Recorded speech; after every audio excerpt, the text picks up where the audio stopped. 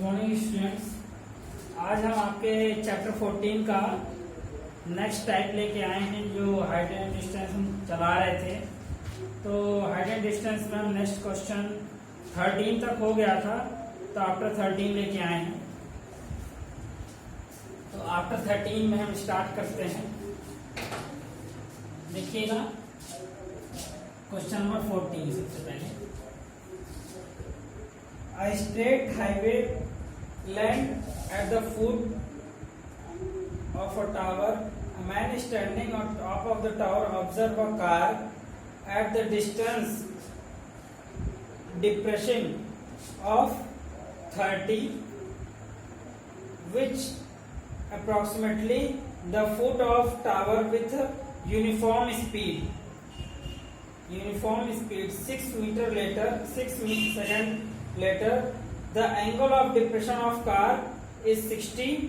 Find the time taken by the car to reach the foot of the tower from this point. तो देखिए यहाँ पे ऐसा है। हमने जो कल वाले लेक्चर में बताया था वो ये वाला क्वेश्चन नहीं था, हमने क्वेश्चन पढ़ा नहीं था, वो हेलीकॉप्टर वाला था। आगे आएगा एक हेलीकॉप्टर टाइप का क्वेश्चन है, वो हमने आपको बताया था जो एग्जांपल में है, जो एग्जांपल नंबर 12 में है, वो हमने आपको शाम को कि कल वाले लेक्चर में बताया था। तो आज ये क्वेश्चन है, देखिएगा।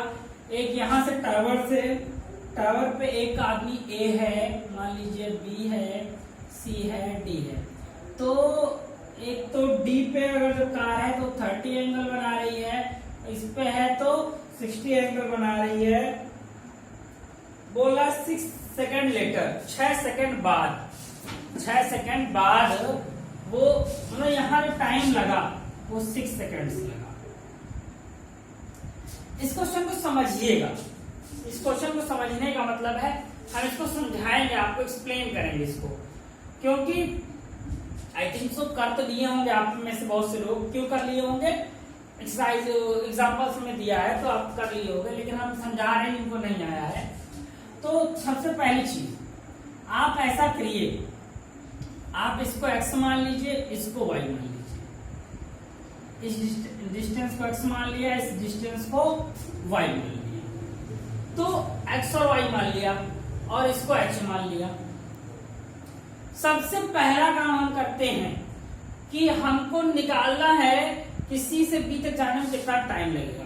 हम सबसे पहली बात x और y निकालते हैं, क्योंकि देखिए टाइम दिया है, जरूरत हमको डिस्टेंस की पड़ेगी। टाइम दिया है, जरूरत हमको डिस्टेंस की पड़ेगी। तो लिखिए in triangle ABC, in triangle ABC tan 60 is equal to h upon x. Next, tan 30 is equal to h upon x plus y. ठीक, ये हो गया। यहां से थोड़ा सॉल्व आउट कर लेते हैं। √3 है वैल्यू, तो ये x √3 h आ जाएगा। यहां पे क्या है?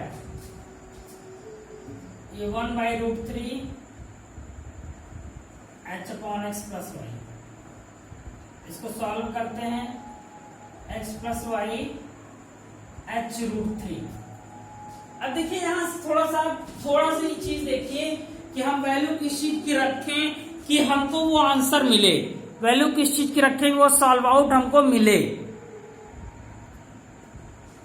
तो देखिए यहां पे अगर आप देखिए जो वैल्यूज हैं हमारे पास, उन वैल्यूज में अगर आप देखो तो है क्या कि हमको यहां से देखो, अगर हम चाहें तो एक स्टेप और करना पड़ेगा। हम डायरेक्ट यहीं से कर दे रहे हैं। x की value h upon √3, h upon √3। इस x की वैल्यू को यहां रख दो, h/√3, और इस h को इधर मत ले, ये y रखे रहे हो यहाँ पे, h/√3। इसी को उधर भेज दो, h√3 minus h upon √3। y LCM लोगे 3h minus h by root 3 या यहीं से मिलेगा y equal to 2h by root 3। ये y की वैल्यू हो गई, ये x की वैल्यू हो गई। ये y की वैल्यू हो गई, ये x की वैल्यू। जब x और y आ गया, जब हमारे पास x और y आ गया, तो x और y, जब x y आ गया तो आप इसको इस तरीके से समझिए, x y आने के बाद, x और y के आने के बाद आप इसको क्या करोगे, x y जब आ गया आपका, तो इसमें सबसे ज्यादा ध्यान देने वाली बात यह है कि दिया क्या है, टाइम दिया है। तो हम पहली बार y के लिए सॉल्व करते हैं, y के लिए सॉल्व करते हैं। तो अगर क्योंकि y वाली हमको टाइम दिया है, तो यहाँ स्पीड निकालते हैं, speed for y, for y distance क्या होगी भैया, डिस्टेंस अपॉन टाइम होता है स्पीड, तो y by 6, y by 6, y की वैल्यू क्या है ऊपर 2h by root 6 into root 3 हो जाएगा, कट जाएगा, यहां से h बाई 3 रूट 3, ये स्पीड आ गई। अगर आप ध्यान दो तो कार की स्पीड तो यही रहेगी ना, जो हमने y के लिए निकाली, कार की स्पीड यही रहेगी जब तो सेकंड स्टेज पे जाएगी। तो यहां देखिए क्या होगा, हमको टाइम निकालना है, तो टाइम जो आएगा, टाइम फॉर x, x के लिए जब आप टाइम निकालने जाओगे, x के लिए जब आप टाइम निकालने जाओगे तो क्या होगा, टाइम का फॉर्मूला क्या हो जाएगा, जिससे आपका speed equal distance upon time होता है, तो टाइम इक्वल टू क्या हो जाएगा, डिस्टेंस अपॉन स्पीड, तो डिस्टेंस x हो गई इस बार, speed h upon root 3 root 3, x की वैल्यू क्या है, h by root 3, h by root 3, ये h 3 रूट 3, ये कट जाएगा, 3 ऊपर आ जाएगा, इसको 3 सेकंड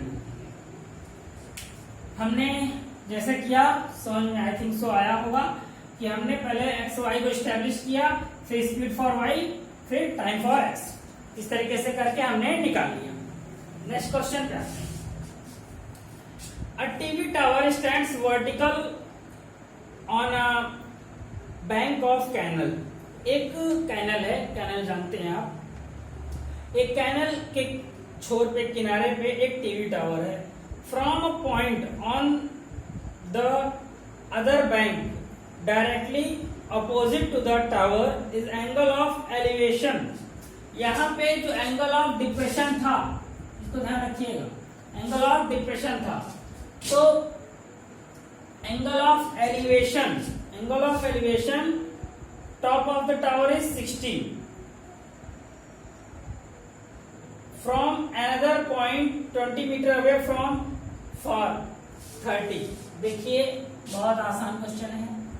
ये है एक कैनल की साइड पे टीवी टावर है, ये जो आपका एंगल बना रहा है वो 60 बना रहा है, और इससे कुछ दूर और जाने पर, कुछ दूर और जाने पे ये एंगल बना रहा है आपका 30, कुछ दूर और जाने पर 30 बना रहा है। तो आप नेमिंग कर लीजिएगा, इसको x मान लीजिएगा, h मान लीजिएगा,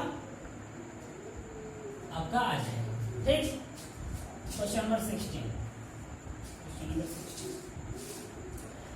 The angle of elevation of a top of a building from a foot of the tower is 30। अब देखो इसमें क्या बोल रहा है, इस क्वेश्चन को समझने की जरूरत है कि जब क्वेश्चन हमने पहले आज आपको जो लास्ट लेक्चर था हमने उसको बताया था लास्ट लेक्चर में कि आपको एक चीज करनी है, क्वेश्चन को बहुत ध्यान से पढ़ना है। The angle of elevation of top of a building from the foot of the tower is 30। एक टावर है, अभी हमको पता नहीं है कौन बड़ा है कौन छोटा है, कौन बड़ा है कौन छोटा है हमको पता नहीं, ऐसा है। ये angle of elevation is 30, tower के फुट से बिल्डिंग का। The angle of elevation top of the tower from the foot of the building, building के फुट से, ये जाहिर सी बात है एंगल ये 60 बन रहा है, जाहिर सी बात बड़ा बन रहा होगा, एंगल 60 बन रहा है तो बड़ा बन रहा होगा, 30 का मतलब छोटा बन रहा होगा और 60 का मतलब बड़ा बन रहा होगा। If the tower is 60 metre high, find the height of the building. Tower हमारा 60 मीटर, टावर हमारा 60 मीटर है। आप इसको x मान लीजिए, इसको h मान लीजिए, h मान लीजिए, x मान लीजिए। पहले ये वाला ट्रायंगल सॉल्व करके x निकालिएगा, जब x आ जाएगा तो ये वाला ट्रायंगल सॉल्व करके यहाँ से आपको h मिल जाएगा। दो ट्रायंगल हैं। अब तो आप इतनी देर में एक चीज समझ ही गए होंगे कि ट्रायंगल कैसे सॉल्व करते हैं, ट्रायंगल कैसे सॉल्व करते हैं। तो स्टूडेंट्स देखिए, अब जो आगे के जो इसी तरह के क्वेश्चन हैं, अगर आप देखो तो इसमें अब लगभग सिमिलर क्वेश्चन है, लगभग सिमिलर क्वेश्चन है। तो हम इन क्वेश्चंस को लीव कर रहे हैं, जो सिमिलर क्वेश्चंस हैं उनको हम लीव कर रहे हैं, सिमिलर क्वेश्चन को नहीं कराएंगे। बाकी अब आप कीजिएगा, लगभग एक टाइप क्वेश्चन करा चुके हैं और कुछ क्वेश्चन लेते हैं जो सिमिलर नहीं है। तो नेक्स्ट क्वेश्चन अगर हम देखें, नेक्स्ट क्वेश्चन जो हमारा आ रहा है वो हम क्वेश्चन नंबर 19 ले रहे हैं। बीच में 2-3 क्वेश्चन पॉज किए हैं। तो from a top of 7 metre high building, कोई एक 7 मीटर हाई बिल्डिंग है, चलिए उसके टॉप से angle of elevation top of the cable tower is, angle of elevation top of cable tower is 60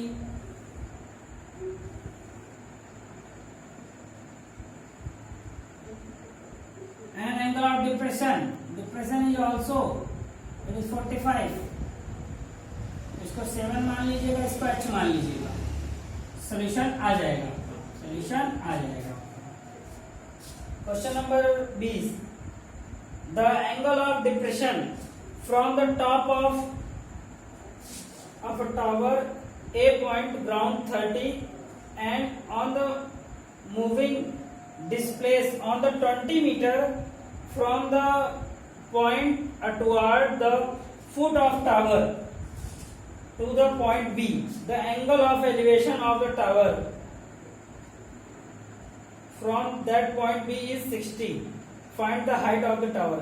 देखिए जो क्वेश्चन है वो भी देखिए सेम सिमिलर उस तरीके बता रहा है, तो क्वेश्चन समझने की क्या जरूरत है इसमें। देखिएगा, the angle of depression from the top of a tower point A 30 है, मतलब कि एक टावर है उससे angle of depression, angle of depression जो बन रहा है ऊपर की तरफ से बन रहा है, ये 30 है। उसके बाद क्या कह रहा है, ये पॉइंट ए है। उसके बाद कह रहा है कि on moving a distance of 20 meter from the points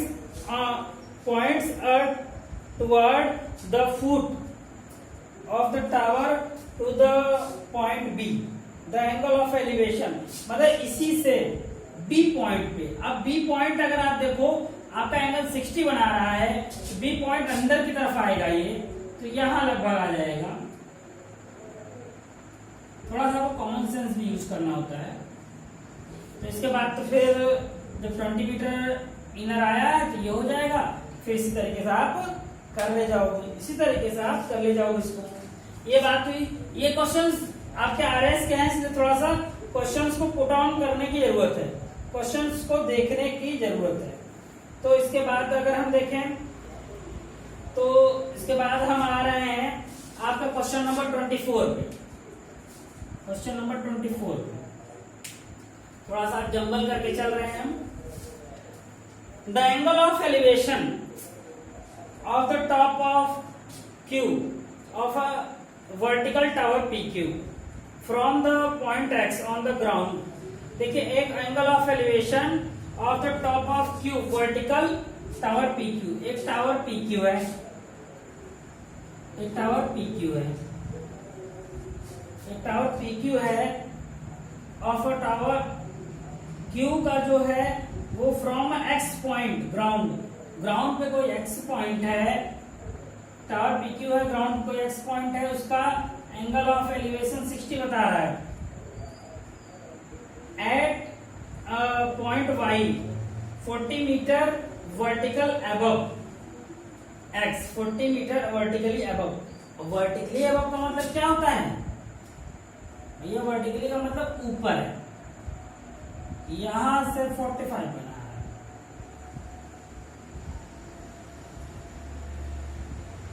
ये y है, ये y है एंगल ऑफ एलिवेशन।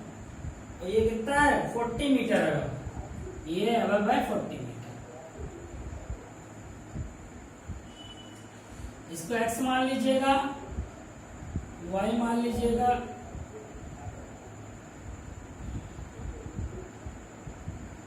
ऐसा कीजिएगा, ये h मानिएगा और ये y मानिएगा, नीचे वाला स्मॉल x। इस तरीके से करेंगे तो एक ये ट्रायंगल बन रहा है, एक बड़ा ट्रायंगल बन रहा है, उस तरीके से आप सॉल्व आउट कर ले जाओगे। तो आते हैं नेक्स्ट क्वेश्चन फ्रेंड्स।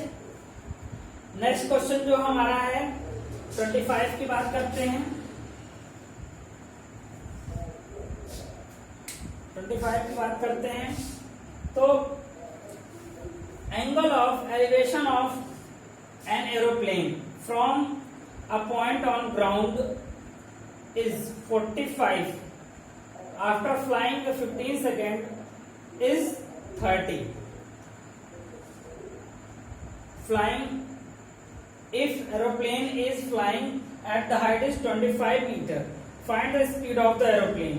मतलब इसमें क्या रहा है? The angle of elevation of a aeroplane from a point on the ground is 45 after flying 15 second the angle of elevation becomes 30 if aeroplane is flying 2500 meter above find the speed of the aeroplane। तो ये question उसी type का है जो हमने starting में 14th लिया था, बस थोड़ा सा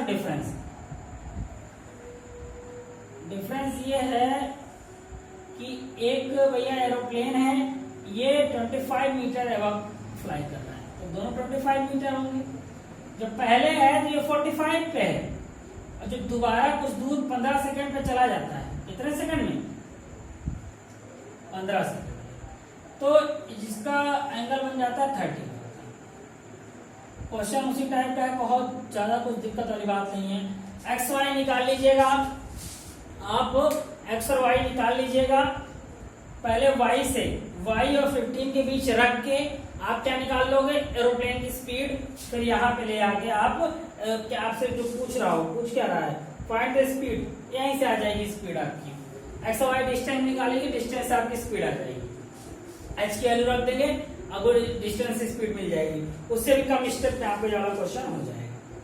तो ये हो गया। इसके बाद बात करते हैं क्वेश्चन नंबर 26 की हम बात करते हैं। क्वेश्चन नंबर 26 क्या कह रहा है? क्वेश्चन पहले पढ़ देते हैं हम। The angle of elevation of the top of a tower from a point on the same level as the foot of the tower is 30। देखिए क्वेश्चन को पहले देखिए, स्टेप बाय स्टेप हम पढ़ते हैं, इसलिए हम आपको क्वेश्चन पढ़ के करा रहे हैं। The angle of elevation of the tower from the point same level foot of the tower is 30। अब देखिए पहली बात क्या है? एंगल ऑफ एलिवेशन है टावर का। ये क्वेश्चन नंबर 26 है। टावर का जो एंगल ऑफ एलिवेशन है क्या है? एंगल ऑफ एलिवेशन इस टावर का आपका दिया हुआ है 30 on advancing 150 meter toward the foot of the tower the angle of elevation becomes 60। कुछ दूर आपका जब आगे आ जाता है तो उसका एंगल ऑफ एलिवेशन 60 हो जाता है। कितना दूर आगे आया है? वो बोला 150 मीटर आया है, 150 मीटर आया है। So find the height find करनी है आपकी। फिर से क्वेश्चन नॉर्मल ही हो गया है, बहुत ज्यादा कुछ दिक्कत नहीं है। तो स्टूडेंट्स अब मैं आशा करता हूं आप इसके मोस्टली क्वेश्चन कर ले जाइएगा, मोस्टली क्वेश्चन कर ले जाएंगे आप। अब हम नेक्स्ट लेक्चर इसी में जो नेक्स्ट लेक्चर आएगा हमारा, वो हम आपके हाइट एंड डिस्टेंस के जो लास्ट के जो क्वेश्चन है, हम 33, 34, 35, 36, 37, 38 आखिरी जो 6 क्वेश्चन है उसमें आपको दिक्कतें हैं, आपने पूछी हैं, लेकिन एक ही लेक्चर हम सब नहीं बता सकते हैं। इसलिए जो कल का जो लेक्चर आएगा आपका, उस कल के लेक्चर में आप देखो कि इन 6 क्वेश्चंस को हम आपको सॉल्व करा के प्रेजेंट कर देंगे, जिससे कि आपके सारा जो हाइट एंड डिस्टेंस की प्रॉब्लम है वो सॉल्व हो जाए। So guys, thank you for today.